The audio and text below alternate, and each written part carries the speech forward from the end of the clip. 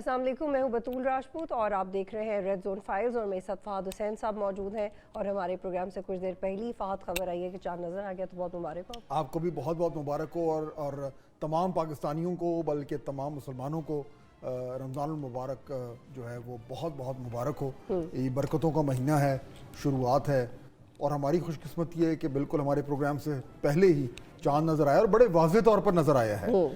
اور اب دیکھیں نا ٹیکنالوجی کا اب جو ہے اس کے ہوتے ہوئے اب آپ کو زیادہ دیر نہیں، لیکن فہد صاحب کبھی کبھی ہم مس بھی کرتے ہیں، وہ جو کانٹروورسی ہوتی تھی کہ رات کو وہ بیٹھے وہ جو ایک انتظار ہوتا تھا اور کبھی کبھی خبر نامہ بھی گزر جاتا تھا اور چاند نہیں نظر آیا ہوتا، پتہ نہیں ہم مس کرتے ہیں یا نہیں کرتے اس ٹائم۔ وہ آپ دیکھیں نا، وہ کئی بار تو ایسا ہوتا تھا جب عید کے چاند کے لیے بیٹھے ہیں یا رمضان کے لیے، وہ ایک الگ وہ مسئلہ، پھر یہ کہ جی آپ دیکھیں اگلے دن کی تیاری کرنی ہوتی ہے، ہزار کام ہوتے ہیں، تو آخری منٹ تک یہ پتہ نہیں چل رہا۔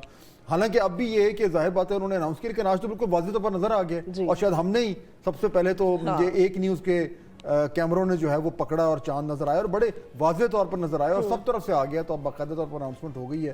اور دیکھیں یہ کتنا بالکل، اور دیکھیں یہ کتنا اتفاقی ہے کہ کابینہ نے حلف بھی اٹھایا اور رمضان بھی شروع ہو گیا، تو یہ حسن اتفاق ہی سمجھیں، حسن اتفاق بھی ہے۔ اور اگر آپ حکومت کے نقطہ نظر سے دیکھیں تو ایک مبارک دن تو ہے ہی ہے، وہ ہم آج بات کریں گے اس پہ کابینہ کے حوالے سے بھی، کہ اگر ان کے لیے مبارک دن ہے تو اتنے بڑے چیلنجز بھی ہیں، کیونکہ دیکھیں رمضان المبارک میں بھی جو ہے وہ جس طرح کہ ہم بات کر رہے تھے کہ تمام دنیا کے مسلمانوں کے لیے یہ ایک برکتوں کا مہینہ ہے، لیکن پاکستان میں بدقسمتی سے یہ وہ مہینہ بھی ہے جب تمام اشیاء جو ہیں وہ مہنگی ہونی شروع ہو جاتی ہیں، ذخیرہ اندوزی شروع ہو جاتی ہے، اور پتہ نہیں کس طریقے سے جو ہے وہ اپرچونٹی بنا لیتے ہیں۔ ہمارے ہاں بزنس کمیونٹی رمضان کو ایک اپرچونٹی بناتی ہے بجائے کہ ایک ایکسرسائز کی طرح ٹریٹ کیا جائے کہ سارے مسلمان اس میں ایکولی انوالو ہیں۔ اور فہد صاحب جب ان دنوں آپ بازار جاتے ہیں تو ہم اکثر اکانومی پہ جب پروگرامز کرتے ہیں ہم کہتے ہیں جی پرچیزنگ پاور بہت کم ہو گئی ہے، پیسے بڑے کم ہیں، لوگ خریداری نہیں کر رہے، لیکن مارکیٹ میں اس کا بالکل برعکس ہوتا ہے۔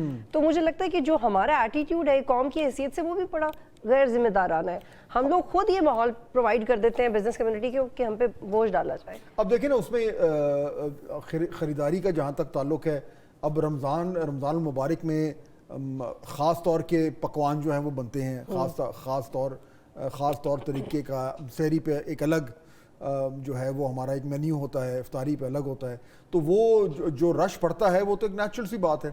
اور اس میں بلکہ میں تو یہ بھی کہنا چاہوں گا کہ اس میں لوگ کہتے ہیں کہ جی ہمیں بڑی ایک اچھی ایک غذا کھانی چاہیے، لیکن جتنی تیل والی چیزیں رمضان میں کھائی جاتی ہیں وہ شاید ہی لیکن فہد صاحب آپ کو تو پکوڑے پسند ہیں نا؟ نہیں، میں تو بالکل رمضان المبارک میں میں تو کوشش کرتا ہوں کہ میں ہیلدی چیزیں کھاؤں، اور کیونکہ دیکھیں نا ہر حوالے سے آپ نے جو ہے وہ ایبسٹیننس کرنی ہے، آپ روزہ رکھ رہے ہیں، تو اس کا یہ مطلب تو نہیں کہ اب روزے کے بعد جو ہے وہ دنیا جہان کی جو ہے چیزیں آپ جو ہے وہ کھانا شروع کر دیں افطاری کے بعد۔ تو بہرحال وہ ہر شخص کا اپنا ایک ہوتا ہے، لیکن میرے خیال میں ڈاکٹرز بھی یہی کہتے ہیں کہ تھوڑا سا خیال اور پیغام بھی یہی ہے کہ آپ سال میں اپنے سٹمک کو بریک دیں، اور ہم افطاری کے بعد وہ بریک کا بالکل ستیاناش کر دیتے ہیں۔ اور اگر آپ وہ پکوڑے اور سموسے اور وہ ساری جو ہے وہ گھی میں تلی ہوئی چیزیں کھانا شروع کر دیں تو وہ اپنے آپ جو ہے وہ زیادتی کر رہے ہیں۔ ویسے فہد صاحب اگر آپ نے سموسوں اور پکوڑوں کے خلاف بات کی نا، تو لاسٹ ٹائم سوشل میڈیا پہ ایک ٹرینڈ چل رہا تھا ایک ڈاکٹر کے خلاف جس نے سموسے نہ کھانے کی بات کی تھی، اور پھر جو اس کا حشر ہوا تھا کہ میرے اوپر بھی یہ تابڑ توڑ حملے شروع ہو تو میں آپ کو تھوڑا سا بالکل مجھے تھوڑا خیال کرنا چاہیے، متنبع کر دیا۔ نہیں میں تو کہہ رہا ہوں کہ دیکھیں میں نہیں کھاتا، لیکن آپ 100 بسم اللہ، اگر آپ کو پکوڑے اور سموسے اچھے لگتے ہیں تو آپ ضرور کھائیں۔ ہمیں بلال کتب صاحب نے جوائن کیا، بہت شکریہ بلال کتب صاحب پروگرام میں جوائن کرنے کے لیے۔ جی بلال صاحب السلام علیکم۔ سلام، آپ کو رمضان مبارک بہت۔ آپ کو بھی خیر مبارک ہو، بڑی خوش قسمتی ہے ہماری آج کے بلال کتب صاحب بھی ہمیں جوائن کر رہے ہیں ناظرین، اور میں بھی یہ بھی جو ہے وہ بتاتا چلوں کہ کل سے ہماری ایک نیوز میں ایک بہت ہی خصوصی رمضان ٹرانسمیشن جو ہے اس کو اینکر کریں گے بلال کتب صاحب۔ پاکستان میں جو ہے وہ سب سے زیادہ دیکھے جاتے ہیں ان معاملات میں، اور ہماری خوش قسمتی ہے کہ وہ ہمارے ساتھ ایک نیوز میں بھی شامل ہے۔ بلال کتب صاحب، اور بلکہ میری تو ہماری تو ڈبل خوش قسمتی ہے کہ ابھی جو ہے وہ چاند نظر آیا، ابھی ہمارا پروگرام شروع ہوا اور ابھی ہم نے پروگرام میں آپ کو شامل کر لیا۔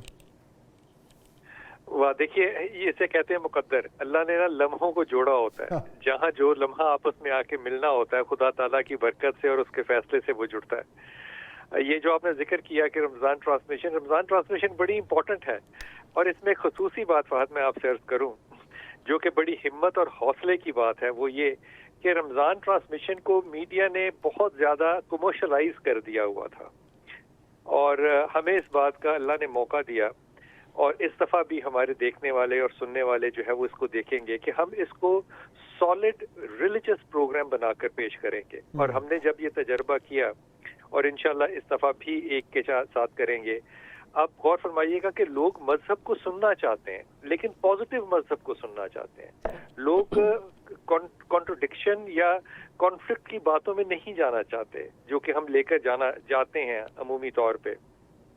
یہ پازیٹیوٹی جو ہے یہ میرے خیال میں اللہ کی ایک بہت بڑی برکت ہے. اور پھر وہ رمضان جس میں پازیٹیوٹی ہونی چاہیے، رمضان میں بہت زیادہ پازیٹیوٹی ہونی چاہیے. آپ نے بڑا اچھا ذکر کیا کہ رمضان کو ہم نے ایک اپرچونٹی بنا لیا بڑی بدقسمتی کے ساتھ، جبکہ رمضان بنیادی طور پہ صرف روزہ رکھنے کا نام ہرگز ہرگز ہرگز نہیں ہے. یہ اللہ کی اقتباء کا، رسول کی اقتباء کا، سبمیشن کا، سرنڈر کا، اور سب سے بڑھ کے سب کو معاف کر دینے کا نام ہے. آپ نے آج روزہ رکھنا ہے تو نیت کریں کہ میں نے تمام لوگوں کو معاف کر دیا، دل سے معاف کر دیا. یہ روزہ جو ہے یہ ایک اخلاقی تربیت ہے انسان کی. لیکن بڑی بدقسمتی یہ ہے کہ اس اخلاقی تربیت کے علاوہ ہم اس رمضان میں باقی سارا کچھ کرتے ہیں. آج یقین کیجئے کہ وہ کھجور جو پچھلے سال یا چند ہفتے پہلے 450 روپے کی مل رہی تھی سپر مارکیٹس میں، آج وہ 750 سے 850 کے درمیان مل رہی ہے وداؤٹ اینی ریزن. حالانکہ ساری کھجوریں جو ہیں یہ کولڈ سٹوریج کی ہیں، ان کے اوپر کوئی ایکسٹرا ایکسپینس نہیں ہوا. لیکن دنیا کے اندر آپ دیکھیے، انگلینڈ میں دیکھیے، یورپ میں دیکھیے، ہندوستان تک میں دیکھیے آپ کے رمضان کے اندر مسلمانوں کے لیے خصوصی طور پہ جو سٹورز ہیں وہ کنسیشنل سیکشنز بنا دیتے ہیں کہ یہاں پہ چیزیں جو ہیں وہ زیادہ سستی ہوں گی. میں نے آج تک اپنی طبعی زندگی میں پاکستان میں کوئی ایسا سیکشن کسی سٹور کا نہیں دیکھا جہاں پہ رمضان کی خاطر صدقے میں رمضان کے آپ چیزوں کو سستا کر دیں. وہ جو ساری شو بز لگیں گے، میں بڑی معافی کے ساتھ یہ لفظ استعمال کر رہا ہوں، سڑکوں کے اوپر دسترخوان لگیں گے، لگنے چاہیے. لیکن کیا صرف یہی لگنے چاہیے؟ کیا سارے اربوں روپے جو ہیں وہ سڑکوں کے اوپر آپ نے لوگوں کو دکھا کر کرنے ہیں؟ اللہ نے تو دونوں حکم دیا ہے، چھپا کر بھی دینا ہے اور دکھا کر بھی دینا ہے. وہ جو چھپا کر دینے والا انتظام تھا ہمارے مسلمان معاشرے میں وہ بہت زیادہ کہیں چلا گیا، وہ اب دکھاووں کے اندر چلا گیا، اب وہ ختم ہو گیا. اور ہم بلکہ کمال بات یہ ہے کہ سحری ہو یا افطاری ہو، جیسے ابھی وہ بات میری بچی کر رہی نا پکوڑوں کی، مطلب کمال بات ہے. جس شخص نے انٹرمیٹنٹ فاسٹنگ کرنی ہو 16-18 گھنٹے کی، وہ اپنی غذا کو سادہ رکھتا ہے. جس نے 14 گھنٹے کا 12 گھنٹے کا روزہ رکھنا ہوتا ہے اس کو ہاپڑا پڑا ہوتا ہے کہ پتہ نہیں میں نے کون سا اللہ کے سر پہ احسان کر دیا ہے. بلال صاحب، یہ جو میں ایگزیکٹلی ہم یہی بات کر رہے تھے کہ ایک، اور بلکہ میں چاہوں گا تھوڑا سا نا اس پہ تھوڑا آپ بھی روشنی ڈالیں.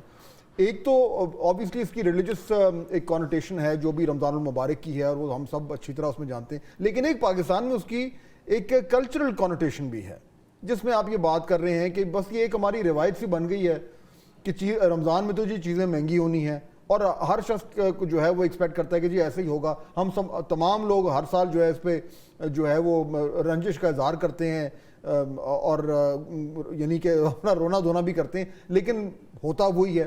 اسی طریقے سے یہ جو ہماری ڈائٹ کا معاملہ ہے، جو ہماری سحری اور افطار بھی تو ایک طرح کا کلچرل ہمارا ایک حصہ بن گیا ہے.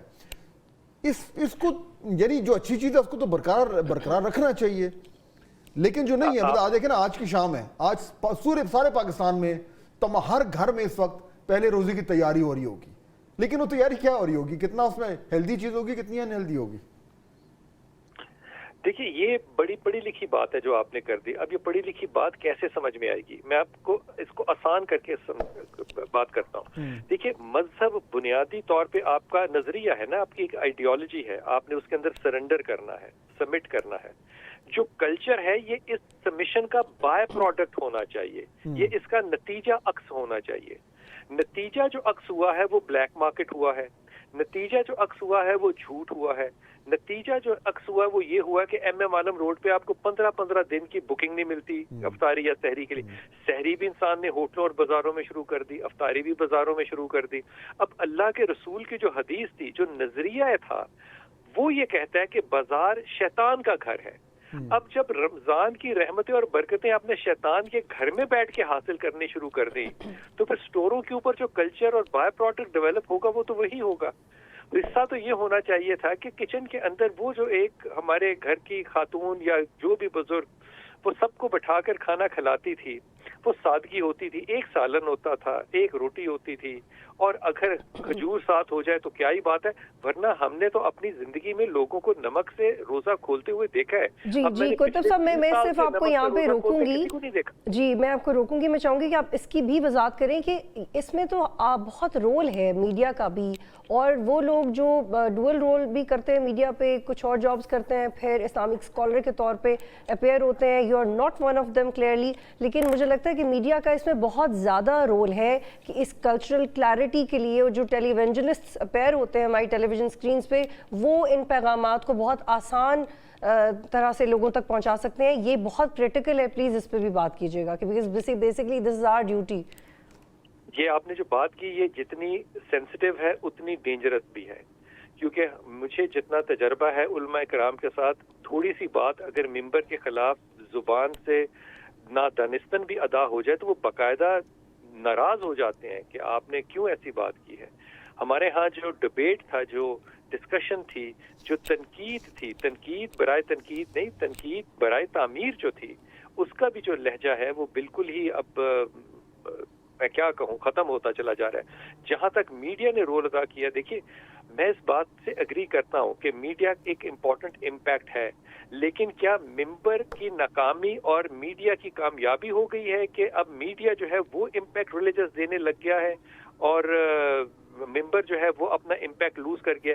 یہ بہت دکھی دل کی بات ہے کہ ممبر نے اپنا وہ کردار ادا نہیں کیا سادگی بنانے کے اندر, غصہ قابو کرنے کے اندر, عاجزی پیدا کرنے کے اندر, لیکن میڈیا نے اپنا رول جو تھا وہ ایک ادا کر دیا. وہ برا تھا یا اچھا تھا وہ ادا کیسے ہو گیا؟ میری یہ سمجھ میں بالکل بات نہیں آتی کہ میڈیا ممبر سے طاقتور کیسے ہو گیا.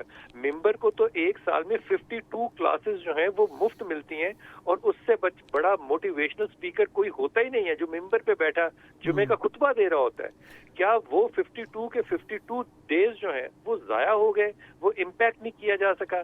میرے خیال میں یہ بات پہ ہاں کہنی پڑے گی آپ کو کہ ہاں ایسا ہے, میڈیا کا بہت بڑا امپیکٹ ہے, لیکن پھر میڈیا تمام کراس دا بورڈ جو ہے اس نے نیگیٹو امپیکٹ نہیں دیا. اچھا اب ہم تھوڑا سا علماء کرام نے اس پہ اچھا پازیٹیو کریکٹر بھی ادا کیا ہے, اور بہت سے پروگراموں نے بھی ریلیجس ایکڈیمکس کے اندر بہت اچھے کام ادا کیے ہیں.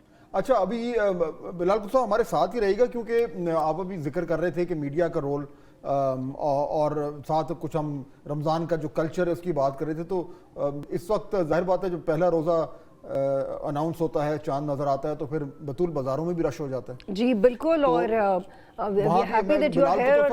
ہمارے ساتھ ہی رہے, لیکن بلال کو جی محمد سلمان صاحب ہمارے رپورٹر میں جوائن کر رہے ہیں, وہ لیول آف ایکسائٹمنٹ آپ کو دکھاتے ہوئے ایونچولی خوش تو ہوتے ہیں کہ روزہ ہے, سیلیبریشن. جی سلمان, آپ اس وقت کہاں موجود ہیں اور چاند نظر آ چکا ہے تو کیا صورتحال ہے, کیا دیکھ رہے ہیں؟ جی بالکل فاض صاحب, میں اس وقت جو ہے وہ نیو ایم اے جینا روڈ پر جو ہے وہ ایک مارکیٹ کے باہر جو ہے وہ موجود ہوں, اور اس وقت صورتحال یہ ہے کہ دعوے اور وعدے جیسے شسے ویسے ہی ہوئے.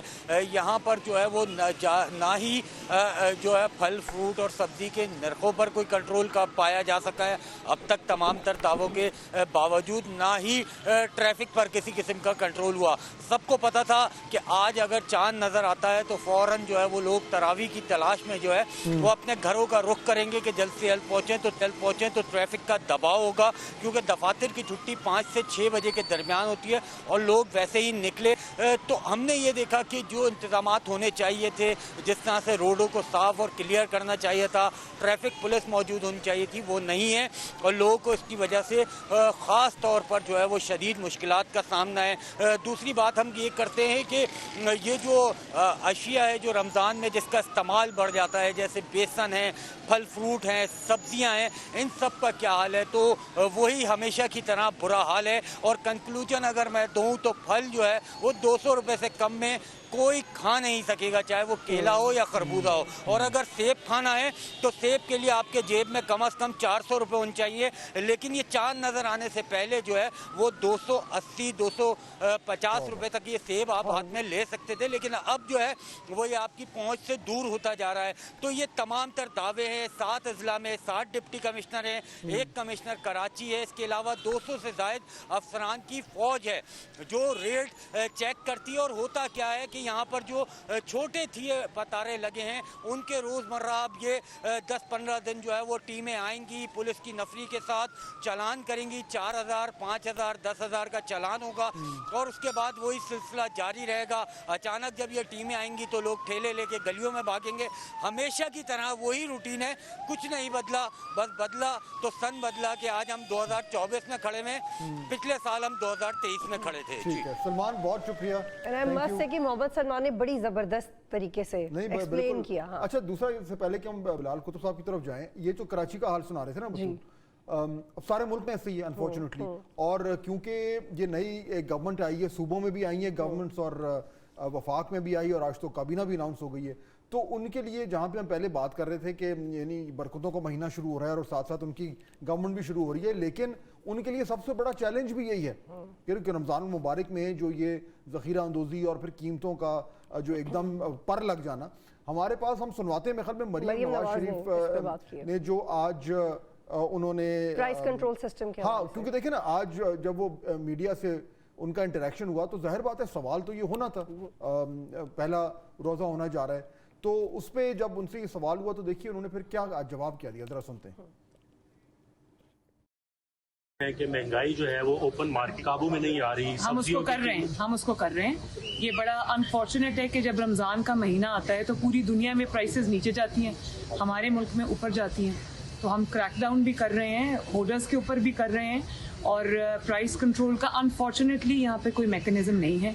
तो अभी जो है उससे हमें गुजारा करना पड़ेगा, नया डिपार्टमेंट रेज करना पड़ेगा ताकि वो सिस्टम का हिस्सा बन जाए। तो बहुत सीरियस गवर्नेंस के फ्लॉज हैं जो हमें पूरा करते टाइम लग जाएगा, लेकिन इसके ऊपर मैंने CS को कहा है कि वो रोज़ मीटिंग करे तमाम डिस्ट्रिक्ट्स के साथ। रेट लिस्ट की वायलेशन नहीं होनी चाहिए। बस हम ये लोग अब कर रहे हैं, क्रैकडाउन भी कर रहे हैं, जुर्माने भी कर रहे हैं, गिरफ्तारियां भी कर रहे हैं। और जिस तरह बिलाल कुतुब साहब वही बात कर रहे थे कि ये वो मसला है जो एक उल्टा ही है, पाकिस्तान में उल्टा ही है, सब जगह डिस्काउंट होते हैं, कम होते हैं। अब देखिए क्रिसमस पे ऐसे मौकों पे कितना रिलीफ मिलता है, थैंक्सगिविंग पे, और उल्टा हमारे मुल्क में, और इसका हल हमें को मिल नहीं रहा। तो बिलाल कुतुब साहब, ये एक तरह का तजाद है हमारे यहाँ कि बरकतों के महीने में रोज़े रखने, लेकिन उसके साथ साथ मजबूरन कुड़ना भी सही कि देखें इस महीने में इसकी बजाय कि हम जो है वो अपनी रिलीजियस जो ज़ील है उसको एंजॉय करें, हम कुड़ते रहते हैं कि देखेंगे कीमतें किधर जा रही हैं। ये एक अजीब सा तज़राद है पाकिस्तान में और इसका हल ढूंढते हैं, मिलता ही कोई नहीं, और इबादत की बजाय हम बजट में फंस जाते हैं। जी बिल्कुल, आपकी बात दुरुस्त है फाद भाई। देखिए, बात मेरी समझ में तो यूँ आती है कि बुनियादी तौर पे दीन जो है ना, मजहब कह लीजिए, दीन कह लीजिए, इस डिबेट में ना पड़े। ये बुनियादी तौर पे आपकी नीयत के साथ टंगा होता है, ये लटका होता है आपकी नीयत के साथ। ये एक मछली के मुंह में जिस तरह कांटा पड़ा हुआ है ना, ये उस तरह उसके साथ लटका हुआ है और ये हर वक्त परमानेंट नहीं रहता। ये नहीं हो सकता कि हर किसी का ईमान जो है वो हमेशा एक ही तरह का रहे, कम भी होता है, ज्यादा भी होता है। लेकिन इसका ये मतलब नहीं है कि जो नतीजा अक्स होना है, मिसाल के तौर पे आप नमाज पढ़ते हैं तो आप नमाज अल्लाह के वास्ते पढ़ते हैं ना, किसी बंदे के वास्ते तो नहीं पढ़ते। लेकिन अल्लाह के वास्ते नमाज पढ़ने और सजदा करने के बाद अगर आपकी जुबान में पाकीज़गी और किरदार में आजिज़ी ना आए तो फिर वो कौन सी नमाजें हैं जिनको मुंह पे मारा जाएगा। जब रोज़ा रखा है आपने, तो आपने रोज़ा बदकारी से नहीं रखा, आपने रोज़ा हलाल चीज़ से रखा है। आपने अपना जो हलाल रिस्क था उसके ऊपर भी अपने आप को पाबंद कर लिया कि मैं ये नहीं खाऊंगा। खाना हलाल है लेकिन खाना नहीं है, हराम की बात नहीं हो रही यहाँ पे। जब आपने अपने पे अल्लाह के कहने पे हलाल को अपने पे बंद कर लिया, मैं हराम नहीं कह रहा लेकिन बंद कर लिया, तो अल्लाह ने तो गुस्से को हराम कहा है, अल्लाह ने तो रास्ता बंद करने को हराम कहा है, अल्लाह ने तो ज़ख़ीरा अंदोज़ी को हराम कहा है। तो वो जो हराम मैं कर रहा हूँ रोज़ा रखने के बाद, تو پھر مجھے اس بات کی جسارت کرنی چاہیے کہنے کی کہ میری جو دین کی بنیادی نظریاتی نیت ہے اس کے اندر کوئی بہت بڑا فالٹ ہے، اس کے اندر کوئی فالٹ لائن آئی ہوئی ہے جو کہ باقاعدہ ارتھ کو ایک دے رہی ہے مجھے، لیکن میں اپنے آپ کو تبدیل کرنے کے لیے تیار نہیں ہوں۔ یہ ہر اس جگہ ہوتا ہے جہاں کلچر ڈومیننٹ کر جائے اور آپ کا نظریہ جو ہے وہ پیچھے ریسیسو یا پیسو ہو جائے۔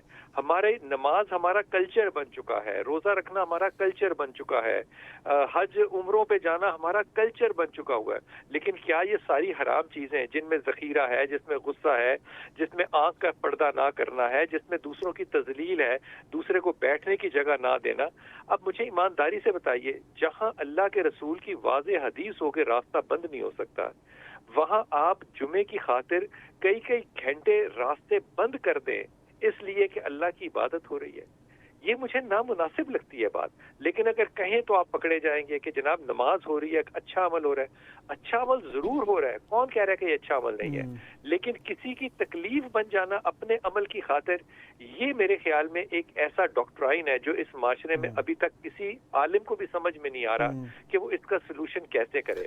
لوگ اس لیے نہیں مان رہے، میں بڑے ادب سے کہہ رہا ہوں یا جرأت سے کہہ رہا ہوں، کیونکہ لوگوں کو پتہ ہے کہ سکھانے والا بھی اتنا ہی مکار ہے۔ بھائی میں مہنگا کر رہا ہوں، اگر مریم کا ہی سارا کام ہے، مریم نے چیف سیکرٹری سے ہی سارا کچھ کروانا ہے، تو گندے کیلے بیچنا جو ہے اس کے اوپر چیف سیکرٹری مجھے کیسے روک لے گا؟ میں جو مہنگا کر کے بیچ رہا ہوں یا کم سودا بیچ رہا ہوں یا کم تول رہا ہوں یا ذخیرہ کر کے اپنے ٹھیلے کے نیچے چھپا کے رکھ رہا ہوں، چیف سیکرٹری کا یہاں پہ کیا کام ہے؟ یہاں پہ وہ کردار سازی ہے جو ہونی چاہیے تھی، اور یہ ذمہ بنیادی طور پہ علماء کا اور ممبر کا تھا جس میں برے طریقے سے ہم ناکام ہوئے۔ اچھا بلال کو صاحب، ہمارے پاس کیونکہ وقت ختم ہو رہا ہے، بریک پہ جانا ہے، لیکن جانے سے پہلے ہم نے جو ہماری تمام تر جو شکایات تھیں یا جو جس چیز کا ہمیں ہر سال دکھ ہوتا ہے اس کا تو ہم نے ذکر کر لیا، لیکن ایک نیا مہینہ شروع ہو رہا ہے، رمضان کا مہینہ شروع ہو رہا ہے، تو بیفور وی اینڈ میرے خیال میں کوئی ایک اچھے اپ لفٹنگ نوٹ پہ ہمیں اینڈ کرنا چاہیے آج کا ہمارا سیگمنٹ۔ تو اس وقت جو تمام پاکستانی جو ایک فیل کر رہے ہیں ایک نیا رمضان المبارک کے حوالے سے، ذرا ان کی خیالات کی ترجمانی کریں نا بلال قطب صاحب۔ میری تو دعا ہے کہ اللہ تعالی ہمارے اس رمضان کے صدقے میں، اس رمضان کے وسیلے میں اللہ تعالی سب سے پہلے ہمارے دلوں کو نرم کرے، گداز کرے، اللہ تعالی ہمارے ایمان کو ویسا تازہ کر دے اللہ تعالی جیسا اپنے نبی کو بھیجتے ہوئے یہ تاکید کرتے ہیں کہ مسلمانوں کو جیسا ہونا چاہیے۔ اللہ کرے کہ اس رمضان میں جو سب سے زیادہ مظلوم مسلمان اس وقت ہیں، جو کہ فلسطین کے مسلمان ہیں، اللہ تعالیٰ کرے کہ ان کے جو بھوک کے روزے ہیں، اللہ ان کا احساس ہمارے دلوں میں کسی طرح اتار دے۔ وہ جو رمضان کے اندر لوگ شہید ہوں گے، وہ جو بچے مریں گے، وہ جو عورتیں بیوہ ہوں گی، وہ جو مرد مریں گے، اللہ تعالیٰ ان کا احساس ہمارے دلوں میں نکال ڈال دے، ہم اپنا خمس اور ہم اپنی زکوٰۃ جو ہے وہ ان تک پہنچانے میں کامیاب ہو جائیں، ہم اپنی آواز ان تک پہنچانے میں کامیاب ہو جائیں۔ اللہ تعالیٰ اس امہ کے لیے، اس کو امہ بنانے کے لیے اللہ تعالیٰ یہ رمضان ہمارے لیے مبارک کر دے۔ میں دعا گو ہوں کہ جس مبارک طریقے سے یہ نیا دور، یہ نئی حکومت شروع ہوئی ہے، اللہ تعالیٰ اسی مبارک طریقے سے اس کے 5 سال جو ہے وہ گداز کر دے۔ اللہ ہمیں ایک استقامت دے کہ ہم ان معاملات کو تقویت کے ساتھ اور ایک برابری کے ساتھ ہم اس کو اس جگہ تک لے جائیں جہاں تک اس کا ایک نیچرل کنکلوژن ہو۔ خدا نہ کرے کہ بیچ میں کوئی دقت ہے جس طرح کے لوگ آج کی بات کر رہے ہیں۔ میرے دل کی آرزو بھی ہے اور میری دعا بھی ہے کہ اللہ ہمیں حلال رزق کمانے کی اور کھانے کی توفیق عطا فرمائے، اور اس رمضان میں خدا کرے کہ وہ جو ایمان کی حلاوت ہے اس کی حلاوت کو ہم واقعی محسوس کریں، صرف اس کے اوپر گفتگو نہ کریں۔ آمین ثم آمین یا رب العالمین۔ آمین۔ بلال قطب صاحب بہت شکریہ، آپ نے ہمیں جوائن کیا، بڑی اچھی بات کی، اور میرے خیال میں جو اس وقت ایک جو ماحول ہے اس کے مطابق بہت ہی خوبصورت انہوں نے دعا کی۔ ہم سب کی یہ دعا ہے، اجتماعی دعا ہے کہ ایسا ہی ہو، اور ہر حوالے سے ہمارے لیے، ہم سب کے لیے، سب پاکستانیوں کے لیے اور تمام مسلمانوں کے لیے یہ ایک مبارک مہینہ جو ہے وہ جو ایسنس آف رمضان ہے وہ ہمارے ساتھ رہنا چاہیے۔ بالکل بالکل ٹھیک ہے۔ اگلی موضوع کی طرف بڑھتے ہیں۔ میرے خیال میں ہم ہاں بریک لے لیں، اور پھر ذرا تھوڑا سا آج کیونکہ دوسری بڑی ڈیولپمنٹ جو ہے وہ یہ کہ آج جو وفاقی کابینہ ہے اس کا اناؤنس ہو گیا کم از کم پہلے سٹیج, اور اس میں بھی بہت کچھ ہے بات کرنے کو. ٹھیک ہے, یہاں پہ بریک لیتے ہیں پھر واپس آتے ہیں.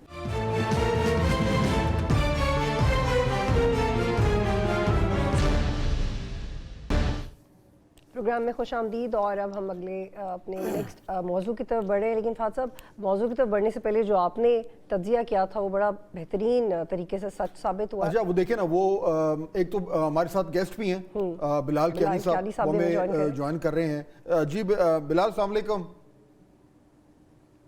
جی وعلیکم السلام فہد صاحب, آپ کو الحمدللہ thank you so much for joining. میں ابھی بات کر رہا تھا, میں اور بطول بات کر رہے تھے کہ آج وفاقی کابینہ کی اناؤنسمنٹ ہوئی ہے, تو آج سے کئی دن پہلے, پتہ نہیں کتنے, اس میں شاید تاریخ بھی ہمارے پاس 2-3 ہفتے تو کم از کم ہو گئے ہیں الیکشنز میں بھی, الیکشنز کے فوراً بعد کی بات ہے, 21 فروری, بلکہ 21 فروری کو بلال ہم لوگ پروگرام کر رہے تھے, تو میں نے اپنی طرف سے کہا تھا کہ جو مجھے سمجھ آتی ہے کہ وفاقی کابینہ میں کون ہوگا, تو وہ آج جب اناؤنس ہوئی ہے, تقریباً اس بات کو بھی دیکھیں نا, 21 فروری تھی تو ہفتہ وہ, اور تقریباً کو 2-2.5-3 ہفتے بعد, 20 دن کے بعد, تو وہ اگر ہم بلال کیانی صاحب کو بھی اور اپنے ویورز کو بھی سنوائیں کہ 21 فروری کو وفاقی کابینہ کے حوالے سے ہم نے اپنے پروگرام میں فہد صاحب نے کیا بات کی تھی, آپ کے لیے بھی سرپرائزنگ ہوگا, کون کون ہوں گے, آپ پہلے سنواتے ہیں. جی پہلے میرے خیال میں جو میری جو صاحب ہیں جو اس کابینہ میں ہوں گے وہ ہے جناب خواجہ محمد آصف صاحب. اس کے بعد دوسرے جو شخص ہیں جو کہ میرے خیال میں بالکل کابینہ کا حصہ ہوں گے وہ ہیں جناب رانا تنویر صاحب, اعظم نذیر تارڑ صاحب, احسن اقبال صاحب, ایاز صادق صاحب. یہ بھی امکان ہے کہ یہ speaker of the national assembly ہو جائے. میرے پاس جو نام ہے وہ ہے جس کے اوپر آج کل سب سے زیادہ بحث ہو رہی ہے, وہ ہے جناب اسحاق ڈار صاحب, صدیق ملک صاحب, امیر مقام صاحب, شزا فاطمہ خواجہ تارڑ صاحب, اویس احمد لغاری, خالد مقبول صدیقی صاحب. آئی تھنک یہ تمام لوگ جو ہیں مجھے کابینہ میں نظر آ رہے ہیں. جی it was well calculated Fahad صاحب. اب دیکھ لیں کیلکولیشن تھی یا کچھ انفارمیشن تھی یا کیا تھا, میں تو یہ تو نہیں آپ کو بتا سکتا, لیکن تقریباً کیا سارے وہی آ گئے, اسپیکر بھی وہی ہو گئے, at least 10+ people. Bilal Kiani صاحب, پھر آپ مجھے کیا کہیں گے؟ ایک تو جی thank you for having me on your show. دیکھیے اب آپ نے خود اس پہ ابہام پیدا کیا, آپ نے کہا آپ اس کو تجزیہ کہیں, انفارمیشن کہیں, آپ بھی اس کو کلاؤڈی کر رہے ہیں. مگر دیکھیے میرا جو اس میں میرا جو اپنا انالیسس ہے, آئی تھنک آپ کی اس پریڈکشن کی بنیادیں 2-3 ہوں گی. ایک تو یہ ہے کہ دیر از آئی تھنک آلسو, آپ جانتے ہیں کہ there are certain people who are senior in our party, who have been ministers, who are experienced parliamentarians and cabinet members. تو I think it was fair to expect them. I think وہ آپ کیونکہ خود بھی رہے ہیں, you had certain exposure to those colleagues and that environment.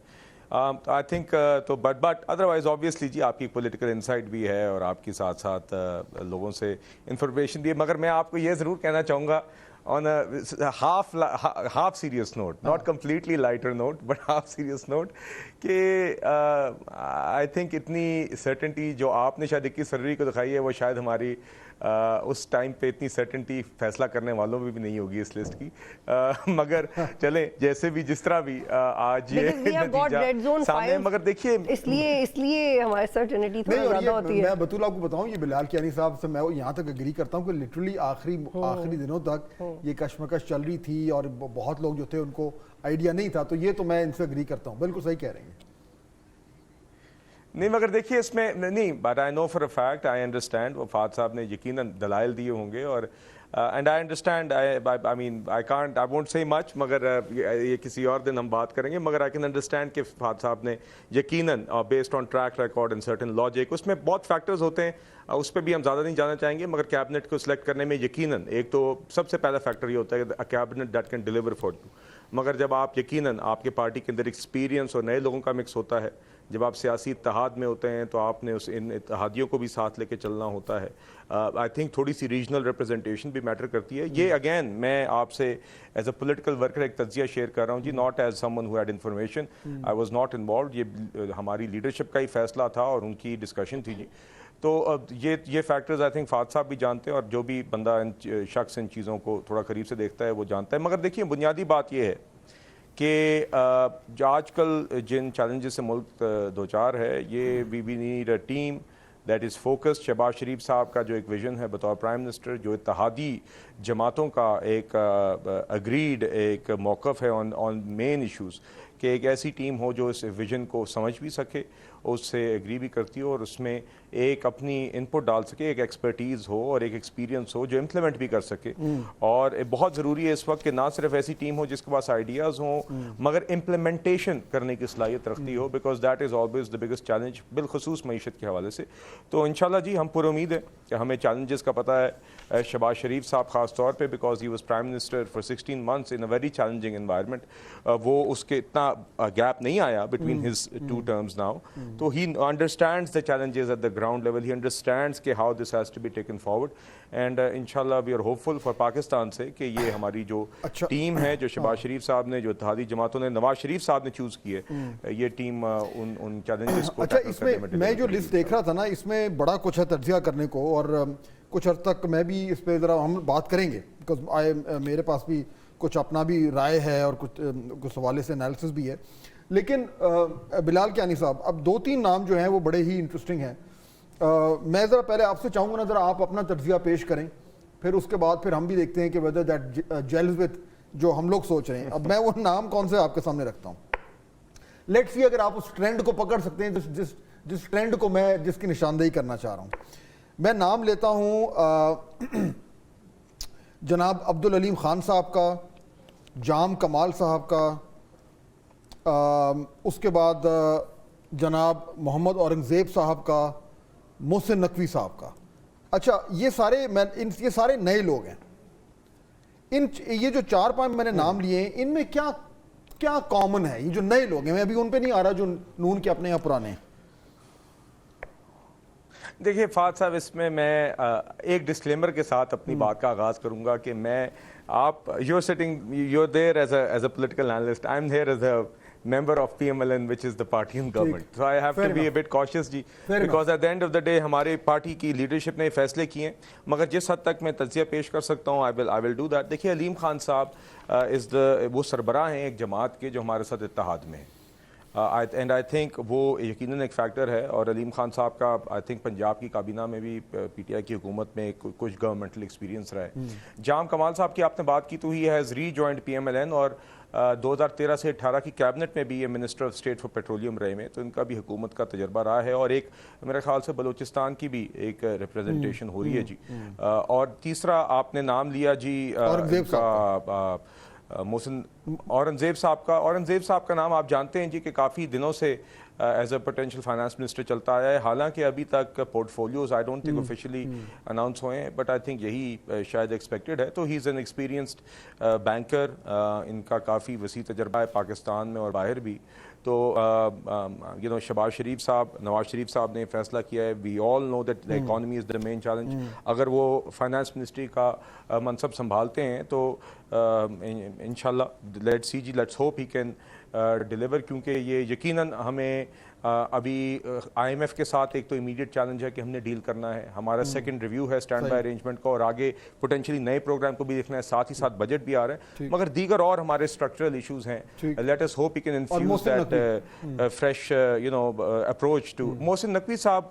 आप जानते हैं उनका रिसेंट तजर्बा रहा है एज CM पंजाब और काफ़ी ही इज़ हैड आप ओवरऑल अगर देखा जाए हमारे पॉलिटिकल और पब्लिक सिनारियो में तो उनका दौर जो है वो एडमिनिस्ट्रेटिवली अच्छे तरीके से देखा जा रहा है। तो आई एम होपफुल कि वो इसी तरह यहाँ पे एज उनका अगेन नाम जो आ रहा है, let's see what portfolio he is given. मगर आपने भी देखा है कि ज़्यादा मीडिया के अंदर तो इंटीरियर की बात हुई है, तो I think they all have their own backgrounds और लॉजिक्स। ये मैंने आपको एज अ वर्कर तज्जिया पेश किया। अच्छा मैं आपको ना थोड़ा सा मैं आपको थोड़ा सा काउंटर तज्जिया पेश करता हूँ, let's see how you react to it. मुझे ये समझ आ रही है बतूल कि अगर हम ये कैबिनेट की इन चीज़ों को जो नंबर जो सारी लिस्ट आई है इसके पीछे बहुत सारे फैक्टर्स है, बट मैं 3 की निशानदेही करना चाहूँगा। एक तो 2 उसमें से रिवायती हैं।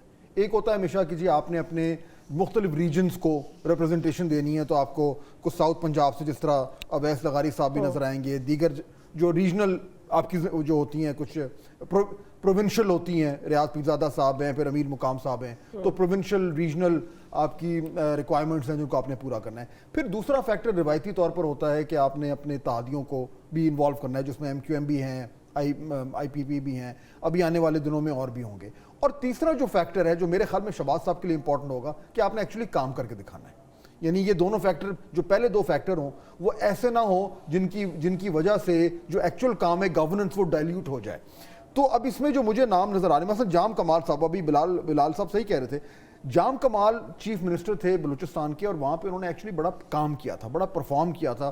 یہ خود بھی نا یہ بلال کیانی صاحب کی طرح بڑے ڈیجیٹلی سیوی ہیں, اور یہ پروجیکٹ بیسڈ ان کی ایک تھنکنگ ہے, تو وہ شہباز صاحب سے بھی میچ کرتی ہے, اور ان ظاہر بات ہے اسٹیبلشمنٹ سے تو ان کے بڑے اچھے تعلقات ہیں. تو جام کمال صاحب چاہے بلوچستان کو ریپرزینٹ کر رہے ہوں, لیکن میرے خیال میں he is also actually a doer, وہ کام کرتے ہیں.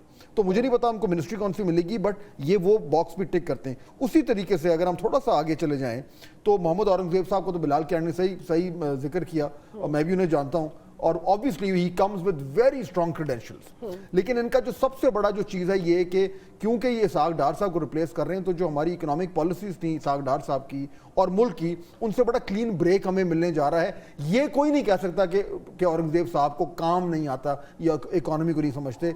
سیم فار محسن نقوی صاحب. آئی ایگری ود بلال کیانی کہ ان پہ بڑی تنقید ہوتی ہے, لیکن پوائنٹ اس کے جو CM رہے ہیں اس سال, انہوں نے کام کیا, ایکچولی کام کیا ہے. وہ موشن سپیڈ جو کہا جا رہا ہے وہ ایوی نہیں کہا جا رہا, he's done a lot of work, اور انہوں نے یہ کام کر کے دکھایا ہے کہ سسٹم کے اندر اسی پرانے دقیانوسی سسٹم جو کہ بلال کیانی صاحب بھی آپ دیکھ چکے ہیں, اور ان کے پاس بھی بائی دی وے کوئی چیلنجز آنے والے, میں بھی آتا ہوں, لیکن اسی سسٹم میں سے ایکچولی گورننس کے نکالنا مشکل کام ہے, but Mohsin Naqvi was able to do it. تو یہ جو 4-5 نام مجھے کامن لگ رہا ہے کہ ایکچولی ان میں سے شہباز صاحب ان لوگوں سے کام بھی کروائیں گے, اور بڑا ٹھیک ٹھاک کام کروائیں گے. اگر یہ لوگ یہ سمجھ کے آ رہے ہیں کہ جی ہم نے آ کے اور بس تھوڑا کابینہ کا حصہ بن کے اور اقتدار کے مزے لوٹنے ہیں, تو یہ ان کی خام خیالی ہے. I think they'll have to really work. کیوں بلال صاحب؟ جی یقیناً جی, آئی تھنک ایک آپ صحیح کہہ رہے ہیں, دو وجوہات ہیں جی. ایک تو یہ یقیناً شہباز شریف صاحب کا جو اپنا ایک کام کرنے کا پیس ہے اور طریقہ کار ہے جو آپ نے وٹنس کیا ہے, وہ ہوتا ہے ڈیمانڈنگ, اور ہونا چاہیے ڈیمانڈنگ جی. It has been, I think ان کی ایک ورک ایتھک ہے جو کہ وہ ان کے اندر ایک ان بلٹ چیز ہے جی. He starts in the morning and the pace throughout the day is quite fast, and that is the way it should be. دوسرا یہ کہ چیلنجز کی نوعیت اور ارجنسی ایسی ہے کہ ویسے ہی وہ پیس اور وہ ارجنسی اور وہ فوکس درکار ہے. تو چاہے آپ بالکل صحیح کہہ رہے ہیں کہ ایک اس طرح ہی ہے جیسے ایک شخص بس ٹہلتا ایک اچانک تیز ٹریڈ مل پہ آ گیا ہے, اور اسی طرح ہی کیبنٹ ممبرز کو کام کرنا ہوگا, بالخصوص جو اکنامک ٹیم ہے. بیکاز ابھی آپ ایک IMF پروگرام کنکلوڈ کر رہے ہیں, ایک آپ نئے کو دیکھ رہے ہیں, سرکولر ڈیٹ کے ایشوز ہیں, پرائیویٹائزیشن پروگرام آن گوئنگ ہے, PIA کی ایک آن گوئنگ پرائیویٹائزیشن ہے, آپ کے دیگر ایشوز ہیں, آپ کا بجٹ سامنے آنے والا ہے, آپ نے ایک نئی اکنامک ڈائریکشن کا تعین کرنا ہے. اگر آپ ایک نیا IMF کا پروگرام آج ڈیزائن کرتے ہیں تو آج سے ہی آپ اگلے چند سالوں کا ایک روڈ میپ ڈیزائن کر رہے ہوں گے. سو دیر از اے لاٹ آف ورک. کچھ امیڈیٹ ایشوز ہوتے ہیں جو آؤٹ آف دا بلو آتے ہیں, تو یہ سب کچھ ساتھ ساتھ کرنا ہوگا. جی بلال صاحب, جو آپ کہہ رہے ہیں بہت کام ہے کرنے کو, اس میں سینیٹرز اور پروفیشنلز ٹیکنوکریٹس کی شمولیت کیا پیغام دیتی ہے کہ maybe PMLN will be willing to have a national government kind of atmosphere, وہ ولنگلی وہ بھی کر سکتے ہیں, یا پروفیشنلز کو زیادہ اہمیت دینے کا مطلب یہ ہے کہ شہباز شریف کا جو اس دفعہ ماڈل آف ورک ہوگا وہ زیادہ اگریسو اور نیا ہوگا؟ نہیں دیکھیے, اگریشن پیس وہی ہوگا جی. آئی تھنک پرائیورٹائزیشن وہی ہوگی. کوشش آپ نے جو بات کی کہ نیشنل گورنمنٹ, تو دیکھیے وہ تو ان اے وے جو ابھی فہد صاحب تجزیہ کر رہے تھے اور جو انہوں نے مجھ سے بھی سوال پوچھا, ایک تو ہم آلریڈی ایک اتحادی حکومت ہے جس کے اندر ہم نے کولیشن ممبرز کو ساتھ لے کے چلنا ہے. تو اس کی کیبنٹ جو شارٹ کیبنٹ ابھی اناؤنس ہوئی ہے, اس میں آلریڈی آپ دیکھیں تو MQM, PMLQ اور IPP تینوں کی ریپرزنٹیشن ہے. ٹیکنوکریٹس بھی کچھ بیچ میں شامل ہیں. مگر دیکھیے آگے یہ ٹیم آئی ایم ہوپ فل انشاءاللہ کانفیڈنٹ کہ ڈیلیور کرے گی. مگر دیکھیے چیلنجز کے ساتھ ساتھ آپ کے جو ٹیکنوکریٹس ہوتے ہیں یا ایون پولیٹیشنز ہوتے ہیں, یہ آگے شہباز صاحب بڑے پرفارمنس بیسڈ اور میرٹ بیسڈ اپوائنٹمنٹس میں بلیو کرتے ہیں. تو آگے بھی آپ دیکھیں گی کہ ٹیکنوکریٹس کو بھی انڈکٹ کرنے کے طریقے کبھی کیبنٹ میں ہوتے ہیں, مگر آپ ٹیکنیکل ایکسپرٹیز اور بھی طریقوں سے گورنمنٹ میں انڈکٹ کر سکتے ہیں. یہ آئی تھنک کوئی بھی چیز آگے کام چلے گا تو آگے یقیناً پرائم منسٹر کا پروگیٹو ہوتا ہے، وہ کبھی ان کو جب ضرورت ہوئی تو اپنی ٹیم کو ریویو بھی کر سکتے ہیں. تو دیکھیے جس طرح کرنا چاہیے کسی بھی ٹیم لیڈر کو، مگر لیٹس ہوپ کہ جو ٹیم ابھی سلیکٹ ہوئی ہے، ہم کانفیڈنٹ ہیں، ہم پر امید ہیں انشاءاللہ کہ وہ چیلنجز کو کہ وہ آج سے ہی اس کو گرپ کرنا شروع کر دے گی اور اس کو نمٹے گی. چونکہ آپ دیکھ رہی ہیں کہ شہباز شریف صاحب نے آج بھی غالباً آئی تھنک ایک شاید گیس ایشو پہ، گیس کے ایشوز پہ آج ایک میٹنگ کی ہے. پچھلے گزشتہ 4-5 دنوں میں انہوں نے معیشت کے اوپر دیگر میٹنگز کی ہیں جس میں پرائیویٹائزیشن شامل ہے، IMF شامل ہے، FBR ریفارمز شامل ہیں. تو یہ ایک پیس آپ کو نظر آ رہا ہے اور اسی پیس کے ساتھ آگے چلنا پڑے گا. تھینک یو بلال کیانی صاحب، تھینک یو. اچھا بڑی امپورٹنٹ نے بات کی، میں اس میں نا 2-4 چیزیں اور ایڈ کرنا چاہ رہا ہوں. دیکھیے وی ہیو ٹو انڈرسٹینڈ کہ یہ جو کابینہ اناؤنس ہوئی ہے اس کے پیچھے یعنی یہ کیا ریفلیکٹ کر رہا ہے اور کس طریقے سے ہم اس کو انٹرپریٹ کریں، اس کو ہم یہ کابینہ کی لسٹ ہمیں کیا کہہ رہی ہے. اس میں اگر ہم دیکھیں 2-4 نام مثلاً مثال کے طور پر، اور میں اس طریقے سے کہہ رہا ہوں کہ مجھے جو پرائیورٹیز نظر آ رہی ہیں، پہلی چیز تو یہ کہ احسن اقبال صاحب واپس آ گئے ہیں اور موسٹ لائکلی ابھی تک لگ رہا ہے، ابھی پورٹ فولیو اناؤنس نہیں ہوا کہ یہ واپس جائیں گے پلاننگ میں. پلاننگ جو ہے پلاننگ اینڈ ڈیولپمنٹ، وہ سارا لک آفٹر کرتا ہے ڈیولپمنٹ پروجیکٹس کو اور مور امپورٹنٹلی سی پیک کو. سو سی پیک کے حوالے سے یہ گورنمنٹ جو ہے یہ بہت زیادہ پرو ایکٹیو ہوگی بالکل شروع کے دنوں میں، اس لیے کیونکہ اسٹیبلشمنٹ اور گورنمنٹ جو بار بار 1 پیج کی بات کرتے ہیں نا، اس 1 پیج کی ایک امپورٹنٹ جو تحریر یا ایک چیپٹر ہے نا وہ سی پیک ہے. سو یہ سی پیک آپ کو نظر آئے گا، اور کیونکہ احسن اقبال صاحب بہت ہی عرصے سال سے سی پیک کے ساتھ انوالوڈ ہیں، تو یہ ان کی اپوائنٹمنٹ مینس کے آتے ہی وہ جسے انگریزی میں کہتے ہیں کہ ہٹ دا گراؤنڈ رننگ. اچھا دوسرا جو امپورٹنٹ میں دیکھ رہا ہوں وہ جو ہے وہ ہم نے بات کری جام کمال کی، عبدالحلیم خان کی. عطا اللہ تارڑ ہم سے ڈیل کرنا ہے، انفارمیشن منسٹر آ رہے ہیں موسٹ لائکلی. عطا تارڑ صاحب کے لیے بڑا ہی چیلنجنگ ٹائم آ رہا ہے، بہت ہی چیلنجنگ ٹائم، اور آئی ایم شیور کہ ان کو بھی اور گورنمنٹ کو بھی احساس ہوگا. وہ چیلنجنگ کیوں ہے؟ کیونکہ دیکھیے پہلی چیز تو یہ کہ پی ٹی آئی کا جو تھریٹ ہے اس میں، یا جو پی ٹی آئی کی نے جس طریقے سے کمیونیکیشنز کو اپنا لے کے چلیں، کہ بطول کو ڈھکی چھپی بات تو ہے نہیں کہ انہوں نے ڈومینیٹ کیا ہے. اب گورنمنٹ میں آ کے عطا تارڑ صاحب انفارمیشن منسٹر، ان کا باقی جو ایک کام ہوگا گورنمنٹ کے جو بھی پروجیکشنز ہیں ان کو کرنا، کاموں کو پروجیکٹ کرنا، بٹ انہوں نے پولیٹیکلی بھی یہ بیٹل ایک فائٹ کرنی ہے، اور وہ بھی زیادہ تر ایک ڈیجیٹل سفیئر میں. تو ان کا ایڈوانٹیج یہ ہے عطا اللہ تارڑ صاحب کا کہ پی ایم ایل این میں نا اصل میں پرابلم یہ ہوا ہے کہ وہ بہت چیزوں میں پیچھے رہ گئی ہے جماعت. ان کا ایک بڑا ایشو، اور میں یہ کئی بار کہتا رہا ہوں اور میں آج پھر کہنا چاہوں گا کہ ان میں اس کا ایک بڑا جو problem P M L N کے ساتھ ہے کہ ان کی لیڈرشپ جو ہے وہ اتنی ایڈوانس سٹیج میں ہے کہ بہت سارے لوگ 90 کی دہائی سے ذہنی طور پر باہر نہیں نکل پا رہے.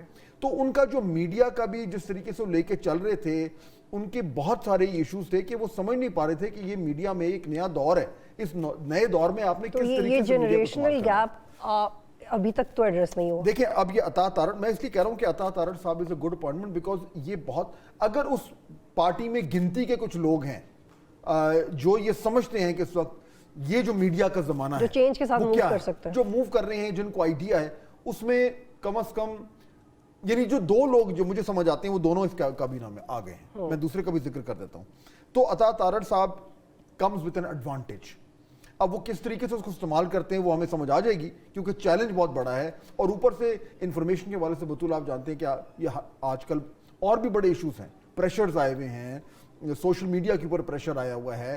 ایکس جو ہمارا پلیٹ فارم ہے وہ کب سے 2-2.5-3 ہفتے ہو گئے ہیں وہ نہیں ہو رہا. تو یہ تمام تر ایشوز ہیں جن کو انفارمیشن منسٹر کو ڈیل کرنا پڑے گا. بٹ ان تمام چیلنجز کو سامنے رکھتے ہوئے اگر نون لیگ کے پاس کوئی شخص تھا تو وہ یہی ہے. اچھا پھر میں نام لینا چاہوں گا ایک اور امپورٹنٹ نام، وہ ہے مصدق ملک صاحب کا. اگین انرجی پیٹرولیم از کرٹیکل. اس میں بہت سارے ریفارمز ہونے ہیں. یہ جو ابھی بل آئے نا گیس کے بل، آپ کے پاس بھی آئے ہیں، ہمارے پاس بھی، پاکستانی گھر میں وہ بل گئے، وہ ہوش ٹھکانے آ گئے جو بل آئے. تو انرجی کا تو بہت سیریس کرائسس ہے. مصدق ملک صاحب کیونکہ پچھلی گورنمنٹ میں بھی میں نے بڑی کلوزلی ان کو دیکھا ہے، یہ انرجی کے معاملات میں جو ہے نا ان کی بھی بڑی اچھی ٹریننگ ہو گئی ہے. اور رشیا اور ایران کے ساتھ جو ڈیلز تھے اس میں پیش تھے، آئی ہوپ کہ وہ میٹیریلائز کروائیں. بالکل آپ صحیح کہہ رہی ہیں. تو اس حوالے سے he comes with an advantage اور ایک کنٹینیوٹی ہے. محمد اورنگزیب صاحب دیکھیں سب سے بڑا چینج اس کابینہ میں ہوا ہے نا, وہ ایکچولی ہوا یہی فائنانس منسٹر جو اسحاق ڈار صاحب سے, اب اس میں ان کے پاس تو خیر محمد اورنگزیب صاحب کے پاس تو بہت ہی بڑا چیلنج ہے, کیونکہ اس ٹائم نمبر 1 ایشو تو ہے اکنامکس کا, لیکن ان کے لیے اس سے بڑا چیلنج جو ہوگا نا وہ ہوگا کہ وہ ایک پرائیویٹ سیکٹر سے آ رہی ہے, پرائیویٹ سیکٹر سے آ کے گورنمنٹ کی ایک ماحول میں, گورنمنٹ کے ایک اسٹرکچر میں اپنے آپ کو سیٹ کرنا یہ مشکل ہوتا ہے. But at least he knows the pulse of the business. Politically چیزیں شاید انہیں سیکھنی پڑی, but he knows the pulse of the business. صحیح آپ کہہ رہی ہیں, پولیٹیکلی بہت امپورٹنٹ ہوگا کہ پرائم منسٹر کی 150% سپورٹ ان کو ہو, ورنہ اس کے بغیر وہ چل نہیں پائیں گے, جو کہ میرے خیال میں ہوگی, اس لیے تو وہ آ رہے ہیں. لیکن دوسرا یہ کہ ان کے لیے بھی بہت امپورٹنٹ ہوگا کہ وہ یہ جو بیوروکریسی کو کس طریقے سے ڈیل کرتے ہیں, آئی ایم ایف کے سامنے ریپرزنٹیشن کیسے کرتے ہیں, آئی ایم ایف کا کی رول آ رہا ہے اس ٹائم. ان کو ایک ٹیم اچھی مل رہی ہے کیونکہ جو فائنانس سیکرٹری ہیں وہ بھی بڑے عرصے سے وہاں پہ موجود ہیں, انہوں نے پچھلا آئی ایم ایف پروگرام بھی نیگوشیٹ کیا. One of the most capable bureaucrats in Pakistan, وہ اگر وہیں پہ رہتے ہیں تو اورنگزیب صاحب کو بہت زیادہ اس سے مدد ملے گی. پھر لیکن اب جو ایک بڑا ایشو ہوگا نا وہ یہ کہ اسحاق ڈار صاحب اگر وہ جاتے ہیں فارن منسٹری, وزارت خارجہ بحیثیت وزیر خارجہ, تو یہ ان کے لیے بھی بہت بڑا چیلنج ہے. یہ مجھے کہنے کی اجازت دیجیے, میرے خیال میں خود بھی وہ انڈرسٹینڈ کرتے ہیں کہ وہ پہلی بار ورلڈ آف ڈپلومسی میں جائیں گے, فارن آفس ایک بالکل ہی الگ دنیا ہے. اور وہ ویسے بہت اسٹریٹ فارورڈ ہے when he speaks. دیکھیے وہ بالکل ہے, مطلب جس طریقے سے آئی ایم ایف سے وہ ڈیل کر رہے تھے, ورلڈ آف ڈپلومسی تو بالکل ہی ایک الگ دنیا ہے. اس کی تو ایک یعنی کاما فل سٹاپ پہ مطلب چینج ہوتے ہیں, آپ کو لب و لہجہ, آپ کے الفاظ کا چناؤ, ایک یعنی اٹس اے اسپیشلائزڈ فیلڈ. تو اس میں اسحاق ڈار صاحب کے لیے بہت بڑا چیلنج ہوگا. لیٹس سی کہ وہ کس طریقے سے لے کے چلتے ہیں. تو بنیادی طور پر اور آف کورس خواجہ آصف صاحب کا ذکر کیے بغیر ہم کیسے یہ وہ کیا کہنے چاہ رہے ہیں, وہ ابھی دیکھتے ہیں, لیکن موسٹ لائکلی ایکسپیکٹڈ یہ کہ وہ ڈیفنس منسٹری جائیں گے, اور جو پہلے بھی انہوں نے پہلے بھی تھی, اور وہ بھی اس لیے بھی امپورٹنٹ ہے بطول کیونکہ خواجہ آصف صاحب رہ چکے ہیں. ہی برنگز یعنی کہ 30-35 ان کا بلکہ آلموسٹ 40 سال کا ان کا ایکسپیرینس ہو گیا سیاست میں, اسٹیبلشمنٹ کے ساتھ ان کے اچھے تعلقات ہیں, وہ سسٹم کو سمجھتے ہیں, ان کے پاس انسٹیٹیوشنل اور پولیٹیکل میموری ہے. تو وہ اس طریقے سے جو بڑا ہی کروشل ریلیشن شپ ہے راولپنڈی اور اسلام آباد کی, وہ پرائم منسٹر خود بھی ڈیل کریں گے, لیکن میرے خیال میں خواجہ آصف صاحب کا بڑا کروشل رول ہوگا, اس لیے ان کو ڈیفنس منسٹری موسٹ لائکلی دی جائے گی. تو overall it's a balanced team ابھی تک. میرے خیال میں ایک راؤنڈ اور ہونا ہے. بٹ واٹ کائنڈ آف یہ بیلنس ہے, but what kind of cabinet ہے. میں ایک چیز بھول گیا جو میں کہہ رہا تھا نا, 2 لوگ ایسے ہیں جو سمجھتے ہیں نئے زمانے کو. ایک تو عطا طاہر صاحب ہے, دوسری ہیں شہزاد فاطمہ. اچھا ایک تو شی از دی اونلی وومن. میرے خیال میں یہ تھوڑی زیادتی ہے, جینڈر بیلنس ہونا چاہیے. اور وہ بھی ایک پولیٹیکل فیملی سے ہیں تو وہ بالکل وہ ہے, لیکن یہ نہیں کہ ہاں شی از ڈن ویل. اور میرے خیال میں اگر ان کو آئی ٹی کا ملتا ہے, جو کہ ایکسپیکٹڈ ہے کہ آئی ٹی میں آئیں گی, آئی ٹی شہباز شریف صاحب کی بڑی بہت ہی امپورٹنٹ ان کا یہ منسٹری ان کے لیے ہوگی, بیکاز وہ بار بار یہ کہہ چکے ہیں کہ آئی ٹی کو اگر ہم صحیح طریقے سے ریفارم کریں تو it can become the number 1 foreign export for us, textile سے بھی زیادہ. تو کیونکہ یہ شہزاد فاطمہ خواجہ صاحبہ کو وہاں پہ اگر لاتے ہیں تو آئی تھنک ان کے پاس وہ انڈرسٹینڈنگ بھی ہے, وہ اسکل سیٹ بھی ہے کہ وہ آئی ٹی کو, اور خاص طور پہ آئی ٹی کی جو ایکسپورٹس ہیں اس کو پش کر سکے. تو آئی تھنک میرا اگر اس میں کوئی کرٹیسزم ہے تو وہ یہ کہ جینڈر بیلنس ہونا چاہیے.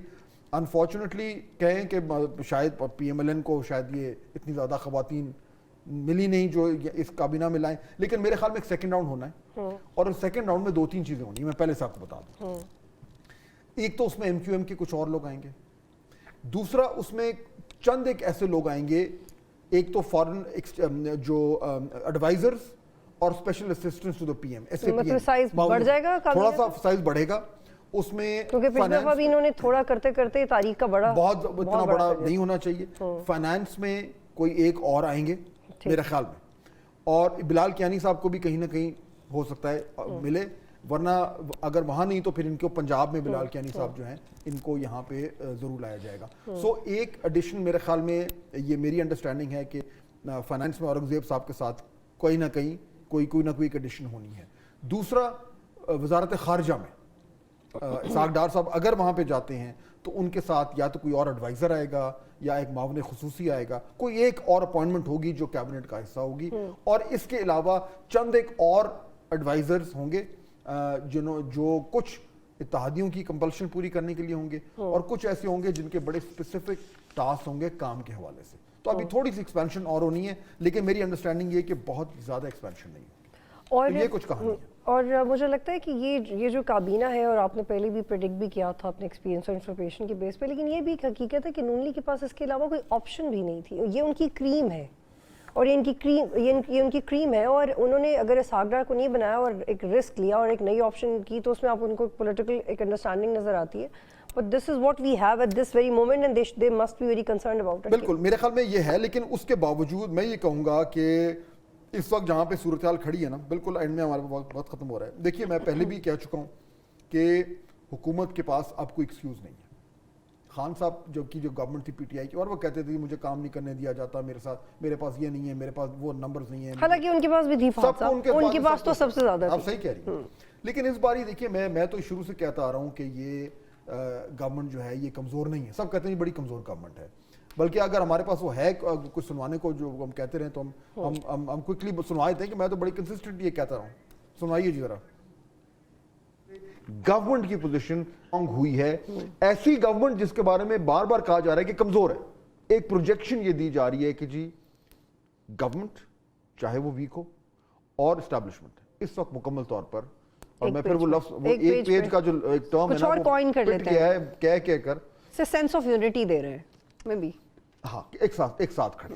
So that way I think it was important. یعنی اب ٹیکنیکلی جو یہ اتحاد ہے انڈیویجولی 123 اور اتحاد کے ساتھ 2/3, اس 2/3 کے ساتھ بڑا کچھ کر سکتے ہیں, بڑا کچھ کر سکتے ہیں. I still maintain کہ گورنمنٹ کے پاس اب نمبرز بھی آ گئے ہیں, 2/3 کی اسٹرینتھ بھی آ گئی ہے, کیبنٹ بھی آ گئی ہے, اسٹیبلشمنٹ کی سپورٹ بھی ہے, پیپلز پارٹی کی سپورٹ بھی ہے, سب کچھ موجود ہے. اب انہوں نے کام کر کے دکھانا ہے. اور فہد صاحب ایک اور نئی چیز یہ ہے جو نون لیگ کے فیور میں جاتی ہے کہ اگر نواز شریف والا جو ایک ناراض ہونے والا ایلیمنٹ جو نہیں ہے شہباز شریف میں, اس کو ڈسکنٹینیو کرے تو بھی بہت آسانی ہوگی. بالکل میرے خیال میں they are well placed to deliver. اس کابینہ کے ساتھ ان کو جو ہے کام کرنا چاہیے. جی بہت شکریہ فہد, پروگرام دیکھنے کا بہت شکریہ. کل انشاءاللہ آپ سے دوبارہ ملاقات ہوگی. اللہ حافظ.